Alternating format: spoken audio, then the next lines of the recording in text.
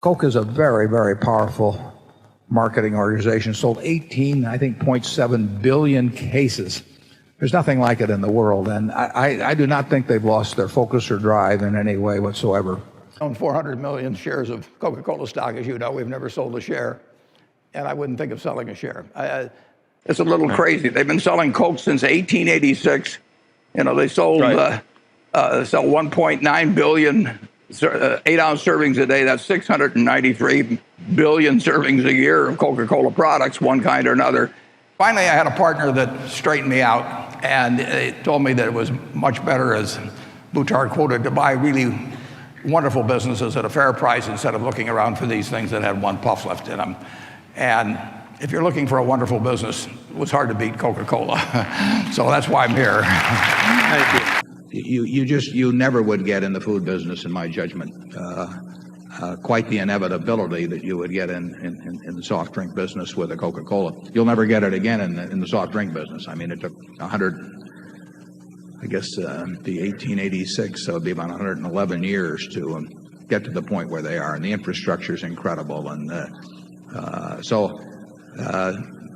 I wouldn't put it quite in the same class in terms of inevitability. That doesn't mean it can be a better stock investment depending on the price. But you're not going to get the price from me, and knowing Charlie, I doubt if you'll get the price from him, but we'll give him a chance.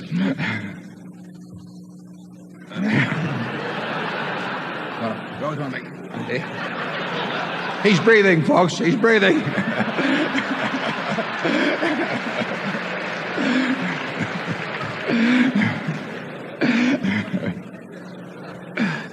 We've got this down to a routine.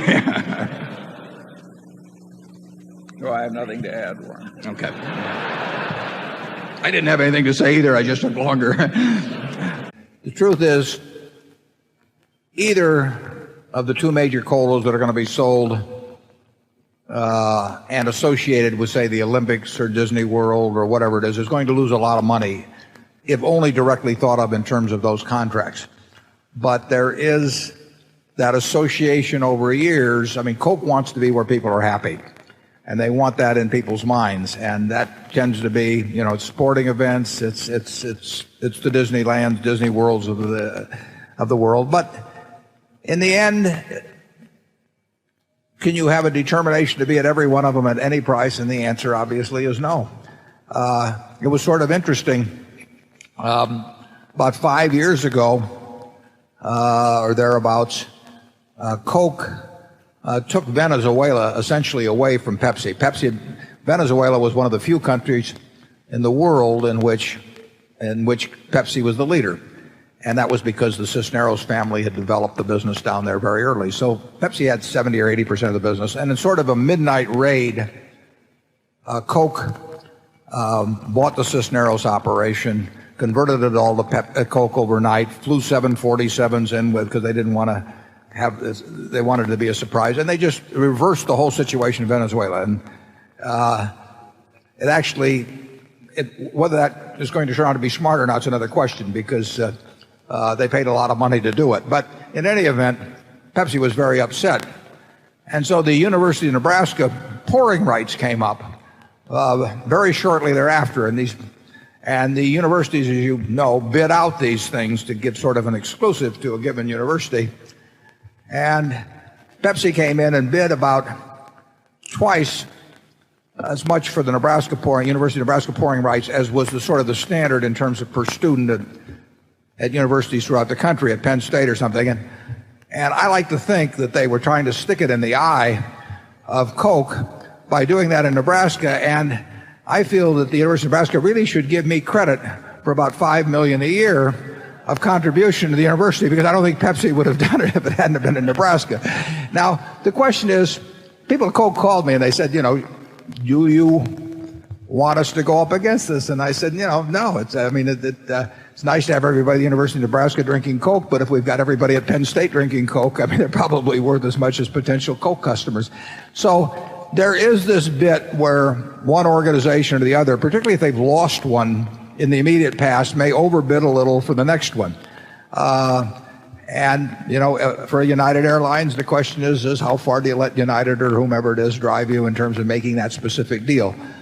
I would say that in something like the Olympics, I think Eastman Kodak made a huge mistake when they let Fuji take away the Los Angeles Olympics 20 years ago or so, because it allowed Fuji to get put on a mental parity to a degree with the Kodak, whereas Kodak had always owned that, and now Fuji was there with Coca-Cola and IBM and a few premier companies, and it was a mistake. So in the end, you end up overpaying in any kind of an objective, quantitative sense for most of these marquee properties, but you can't. It'd be foolish to think that you had to have them all. Coca-Cola, actually Pepsi-Cola, colas have generally declined somewhat as a percentage of per capita consumption in the United States, and Pepsi-Cola has lost considerably more than Coke. What has kept Pepsi doing well basically is Mountain Dew. Mountain Dew has been a very successful product for Pepsi, and that has gained share in carbonated soft drinks. Carbonated soft drinks, the average person in this room drinks 64 ounces of liquid a year. Carbonated soft drinks are just under 30% of that. And beer and milk are each about 11 or 12%.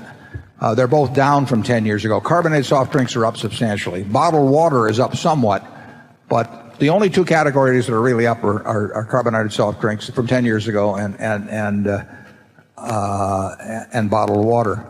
Coffee's down significantly. You think Starbucks has done a lot, but coffee just keeps going down and down and down. If you look at Coke, of the almost 30% of liquids consumed in the United States, they have about 43% of the 30 in their arena. So you're talking 13% of all liquids,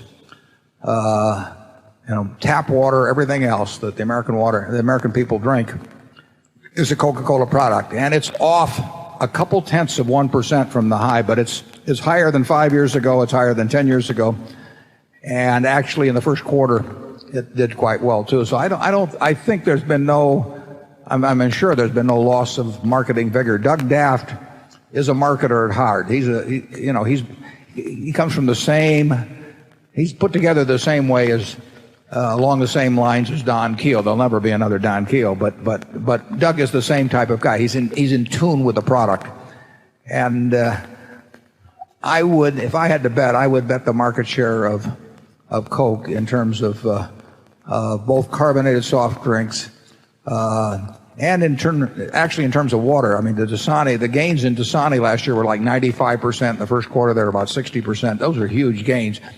And Pepsi got an earlier start with Aquafina, but Coke has almost closed that gap. Coke is a very, very powerful marketing organization. Sold 0.7 billion cases. There's nothing like it in the world, and I do not think they've lost their focus or drive in any way whatsoever. You are a really keen observer of economies, of consumers, of behavior, and you also, in your annual report this year, talked about buying wonderful businesses at fair prices versus fair businesses at wonderful prices. How do you think about that in terms of how it contributed to the incredible success of Berkshire Hathaway, and how you see the next 3 to 5 years? Yeah, I was taught to buy very cheap stocks. So I'd look at the numbers, and I ended up buying what I call cigar butts. They were stocks that were so cheap, they were like finding a cigar butt. It might look kind of soggy and unpleasant, but it had one free puff left in it. And so, but the problem with that, of course, is you take the free puff and then you have to go around looking for another cigar butt. And finally, I had a partner that straightened me out, and it told me that it was much better, as Butard quoted, to buy really wonderful businesses at a fair price instead of looking around for these things that had one puff left in them. And if you're looking for a wonderful business, it was hard to beat Coca-Cola. So that's why I'm here. Thank you. How do you see the economy shaping in the next 3 years or so? Well, we've been... And the world. Yeah, well, we've been coming back in the United States since the fall of 2009. And interestingly enough, we've come back at a reasonable not a fantastic rate, but a reasonable rate consistently. Though from time to time, people have thought it's going to accelerate a lot faster, or that it decelerated, and they talked about a double dip, if you remember that, a few years ago. But this country always comes back. I mean, just think about it. If you go back to 1776, you fly over the country like I did this morning, and there wasn't anything there. I mean, everything has come from this incredible system we have, and we've still got the secret sauce. I mean, this is the mother lode of opportunity in the United States, and real GDP per capita in my lifetime has increased sixfold. One person's lifetime, 6 for 1, and the game isn't over. We will always bet on this country at Berkshire. Where do you think the growth for a company that has not just one product anymore, but 3,000 products and growing rapidly, where do you think the growth is going to mostly come from, in your opinion? But I think the consumer is going to tell us that. I mean, and they'll tell us different things, perhaps in different parts of the world. But every great company listens to its consumer, and of course this company's done that throughout its history. I mean, that does not require any change in your DNA or anything of the sort. And then you just have to make it extremely convenient for people to buy it. You have to keep the price reasonable, and it's interesting. I drink classic Coke at the office, and I drink cherry Coke at home. And it's an incredible combination. Try it. I drink probably 5 12-ounce Cokes a day, and that's about 700 calories. And I've been doing it more or less all my life. I can't imagine anybody that feels better than I do. I mean, I'm happy. I enjoy life.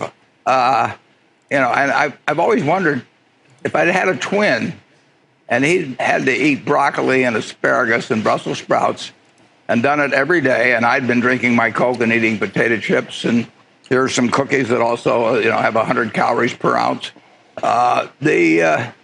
Which of us? I think the other guy would be gone. I mean, I think he probably would have committed suicide, actually. And he certainly wouldn't feel as good about life as I do. I feel good every day. When we bought our first Coca-Cola in '88, we bought about 6.2% of the company. And at that time, they may have been 600 million servings, not any more than that a day. So we had an interest in 36 or 37 million servings. Now we have 8% of 900 million plus. So we have an interest in 75 million or so servings a day. 75 million people are drinking Berkshire Hathaway's share of Coca-Cola products today in an 8-ounce serving. And the profit's gone up a little per serving. So that gets pretty attractive. And I think there's some strong arguments that can be made that say classic Coke should never be part of anyone's diet. If such an argument could be made and you were convinced of it, would that change the way that you viewed Coca-Cola Company as part of your portfolio? Well, I think that's a hypothetical that simply wouldn't happen. I mean, I've been drinking 5 of them a day, and maybe it's the combination of that and peanut brittle, that does the job, but I just feel terrific.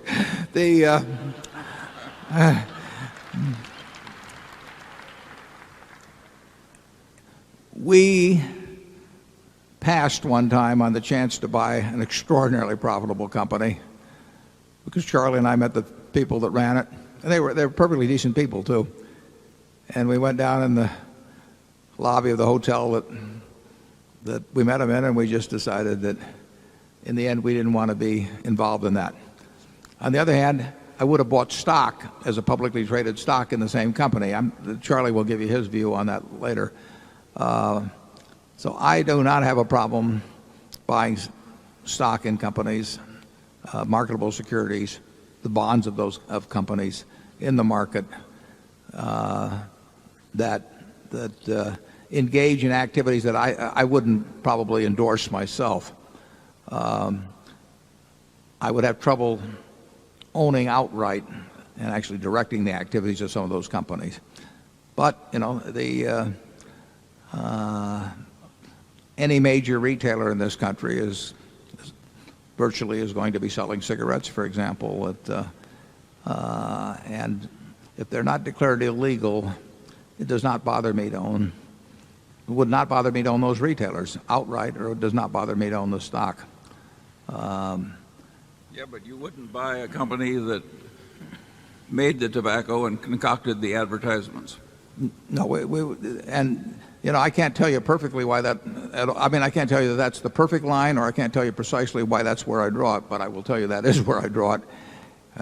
We would not be in the manufacture of it, but we owned stock at one time in R.J. Reynolds before it had the LBO. We owned bonds in it, and I would still be doing it if I liked either the bonds or the stock. We would not buy the manufacturer. And like I say, we walked on one that and we went down to the hotel to talk about it though too. So you'd have to say that we were thinking about it, but we decided not to do it. Charlie? We didn't think very long. Yeah. We don't claim to have some kind of perfect morals. You can draw these lines where you wish, but at least we've got a huge area of things which is perfectly legal to do that we think beneath us, so we won't do them. And we see more and more in America a culture where just anything that's unlikely to send you into prison, which looks like it'll make money, is okay. And that is a very bad development. But I think it's a little crazy myself to say that it's terrible if people eat hamburgers or drink Coca-Cola or eat candy or anything like that because they're likely to gain weight. That is a perfectly optional decision, and who knows whether somebody has lived a happier life that lives to 75 and overweight condition causes them to die a little sooner, or they lived to 85 and lived on carrots and broccoli, has lived a better life. I know which one I prefer.